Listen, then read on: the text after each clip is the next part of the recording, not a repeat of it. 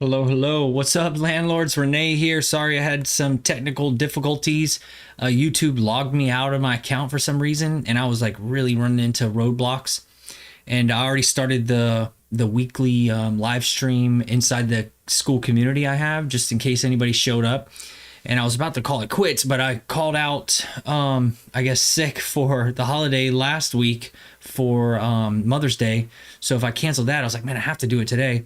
So I don't have anything prepared. People don't know, and then I can just at least show my face. Showed up, did the deed. Wait 15 minutes, see if anybody pops in too. But let me see if I can share my screen. My settings are all jacked up. So if you go to Forever Landlord shop, I have like a landlord wish list of like kind of like some items that I found helpful for myself, and I'm kind of like stockpiling them in this one little URL. You really can't get to it. There's no links that'll lead you to it if you go to foreverlandlord.com. It's something I've just been collecting and doing on my own. So it's kind of like my own little record of items I use too that I think would be noteworthy to share with other landlords. And I'm trying to put videos with everything. It's not a finished product, but these are the e-locks I use, and these go to the URL for the Amazon affiliate, because at the very bottom it does say it's an ad self-promotion. So at some point later I might be able to, send people there and say, hey, check out all this stuff that I recommend and I use, and their affiliate links. And if you click anything and buy something, I get a kickback. And I don't know, I might just abandon this project, but I started working on it. And the quick set, I even do the handle set too. So something I like to do is I don't do keys. And when you have rental properties and you're not doing keys, physical keys, you have to make sure the handle that opens, and if you have a lock on that, they can accidentally lock themselves out. And even though they know the code to get in with the e-lock, if the door handle is locked, then they'll be locked out, and it's kind of like your fault as a landlord. So I replace all the handles to be like one of those nice. Let me just click on some of these and show them. This is the one that I like to use, this black one. Notice how it looks neat from the outside. It's kind of like got some decorative kind of, it's like a two-piece set, like extended down. It's more than just like a handle knob. But on the inside, it has this, and that's the knobs that I've been using. I like black. It's easy to standardize black across all your, furnishings or your faucets and different handles and, hardware throughout the whole house. Because when you try to do gold, it really gets messy because there's shiny gold, there's this off gold, there's this like real genuine color gold. And like, man, it's easier to do either all stainless. And even then, sometimes the stainless and black too, you got to be careful. I find that the black is like the easiest to standardize everything, and it looks pretty modern. So also I have a video here showing you how you can do the quick set rekey feature, which is why I chose e-locks with the quick set, because I can make a master key for myself that's for all the e-locks for all the properties, and I just have to have one key here in my own possession. And then it is, and the e-locks, I give them a code when they move in, and I have a video showing them how they can change the code if they want. And then when they move out, I ask them to give me back that code. But if the batteries die when they move out because they forgot to replace the batteries, or let's say they give me the code and it's wrong, or I don't get the code or something, then I have that key so I can get in there. And here's something else I like, this hidden lockbox. It's for hunting, and I like to put the key in a hideaway spot, but I lock it. It's something I got when I was stationed in Alabama. A lot of hunters use these things to lock up their tree stands out in the woods. Oh, these exhaust fan switches, I use these on all the bathrooms. So it's like a motion light. So when you walk into the bathroom, you can set it for the longest duration that it runs, for like, let's say 30 minutes. So then it tenants, because a lot of times the tenants are not going to turn on the exhaust fan. They probably don't like the noise. They're like, what's the point of it? But if it turns on automatically by itself, then they have to take an extra effort to turn it off. And I send them reminders. I got a newsletter, resident reminders, and every month I send them like helpful, like seasonal reminders and a short, straight to the point stuff. And one of them is about the exhaust fan and telling them the importance of how it helps them stay healthy, and it prevents mold and mildew and all that stuff, because you don't want any moisture in the house. So there's different activities, like I like to think of it as a landlord, a DIY landlord, and how I do my hands-off style of self-management. There's like passive actions, and this is kind of one of those where you put in place something that eliminates mistakes from user error, and it doesn't require too much effort from me for educating them and all that stuff, but I still do the active effort of educating them. I put it in the lease. In the addenda, we have a whole mold section, and then on top of that, I automated the newsletter, so that also is another way. So these are like different. I like to look at it like from a security mindset, because I was military police and I did security in Iraq and stuff like that, and like concentric circles. So like one layer of defense will be like to do the motion light, and the next layer is like the newsletter, and the next layer is like, okay, let me put it into the lease, and then it just, there's more layers that you can do. It's like fail safes, so there's not just one single point of failure. And it definitely doesn't want to be me. I never want anything dependent on me to do the work, to go there in person, to show them how to do stuff, because people are too busy. Technology is too convenient nowadays. So I try to figure out hands-off ways of doing it. These are the air filters that I use. And you can buy them on Amazon. I got an Amazon business account, and I have a video somewhere showing you how you could set up your Amazon business account, and how I use that business account also to share e-gift cards with the tenants for Christmas. You can set that up and it automatically goes out, and it's a business expense write-off, $25 per property. Here is a demonstration of how to flush the drain line for your HVAC, and it has some of the stuff that I used in the demo, where like the nozzle and like the vinegar and all that. Here's how to actually flush it. Like if it ever gets clogged up, you could wait for a technician to come and do it for you. You could use the home warranty that I provide and have them come out and do it, but then they're scheduling to handle stuff in the least inconvenient. And so I tell them, instead of submitting a maintenance request with me and waiting for me to get back to you, here's your home warranty. You can go direct. And then on top of that, you can and you'd have to wait for the home warranty company and all that stuff. You can even go one step further and say, hey, if you go straight to the FAQs, we have a link here. I send it to them, and it shows how you can flush this on your own. And it's regular household maintenance. If you're a homeowner, you know about this, but a tenant will be like, what? Why do I have to do this?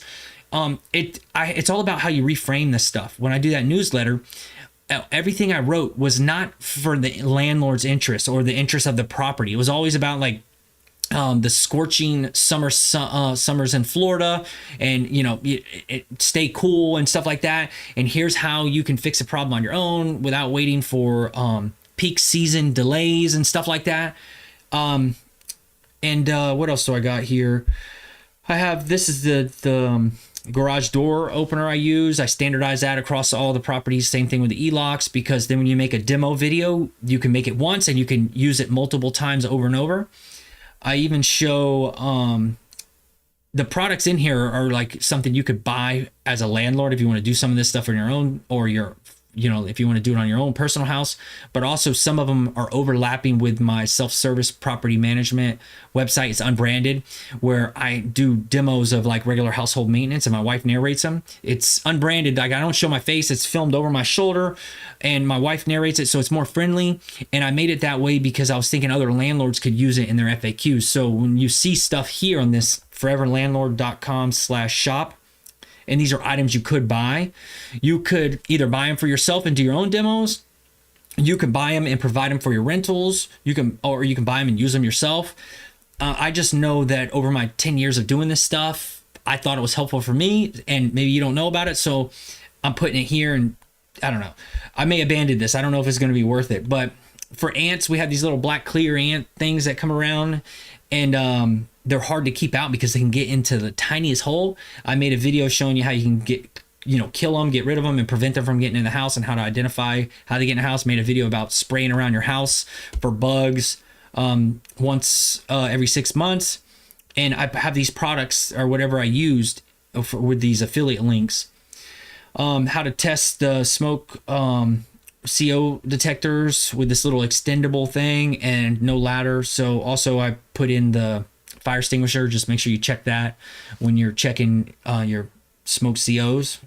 What else I got? How to fill the nail holes, how to shut off all the water valves throughout your whole house.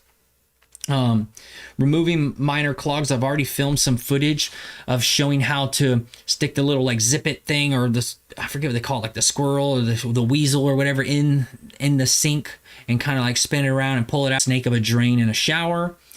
And I haven't made those and haven't bothered my wife to narrate it yet, but there's more videos always coming. This is how to clean your garbage disposal, and the cleaner is right here. How to reset unjam the garbage disposal, and reset a GFCI. This is like some other items. These are ones that I haven't made yet. Sandpaper tape. I don't know what I was doing with that. Safety tape for stairs. Okay, so I was thinking about showing what I do. I have one property that is a townhouse that's 2-story, and I try to avoid 2 stories now.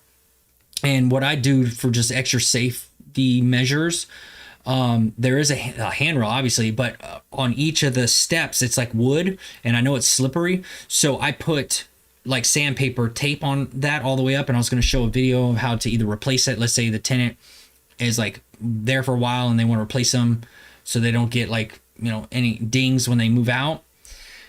What else? Shades. These are the shades that I like, that I even have in my own house. They're really cheap, delivered. You don't have to go to Lowe's, Home Depot, and sit with somebody and get them all sized up, or get them delivered there, or even to your house and have the slats and all that stuff. And I don't like all that. These shades are really nice. It's just like one little plastic thing. You pull the whole thing all the way down, and it still lets light in, but there's privacy. Changing shower heads, weeding. I was going to put a video together showing how to use vinegar and spray and kill the weeds, and or like Roundup or something, or like do it the old fashioned way, just pull them out, because you have to keep the garden beds and stuff, walkways and all that stuff. That's part of the agreement, yard maintenance and everything.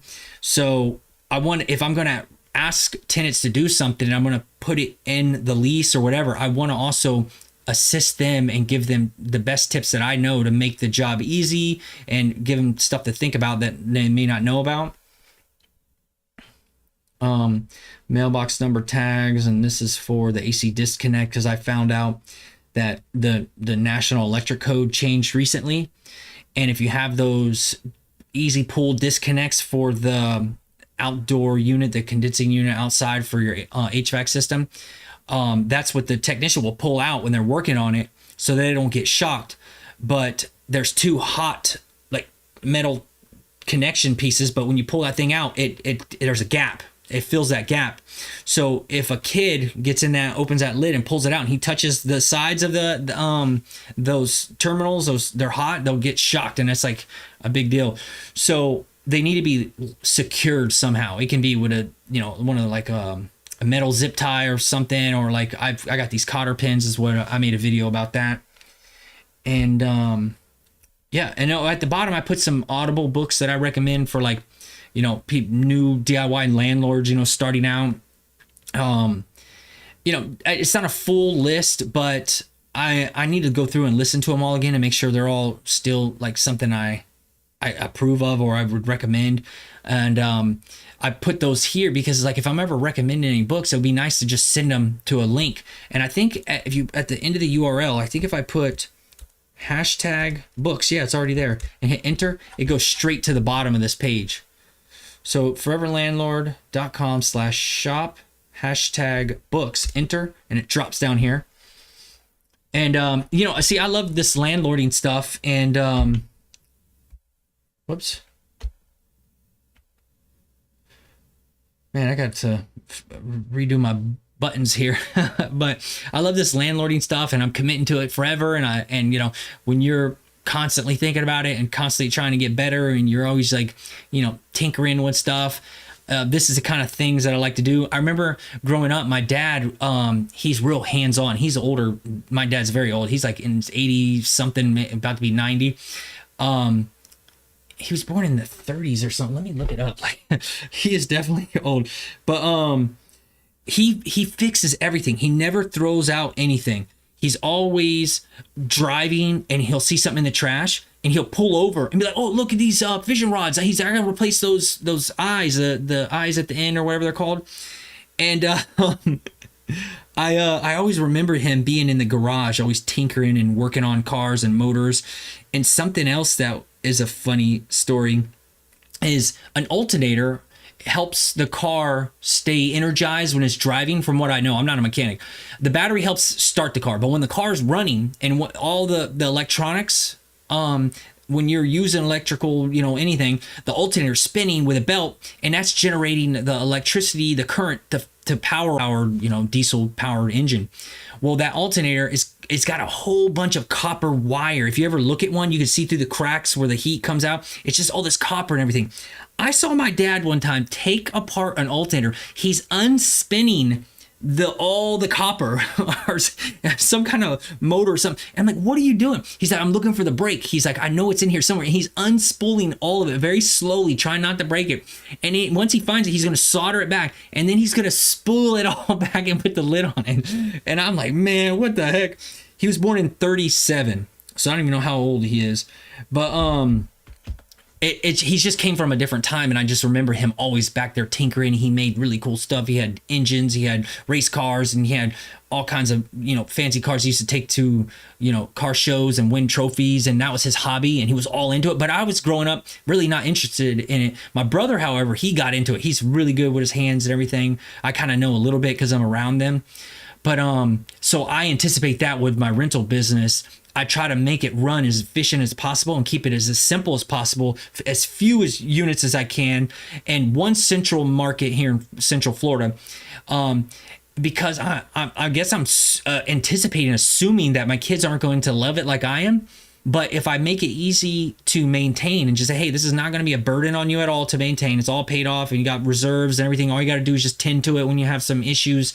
They'll keep the cash flow, and I hope that will fund their futures, because I grew up really poor, and struggling. Money was a limitator for a lot of stuff. You can't do that because of this. You can't do that because of that. Never had gas money and stuff. So I knew the importance of money when I was young, and I'm just, I guess, sensitive to that. But I guess that's it for today. I guess I will let you guys go for now, and I'll see you around. See ya.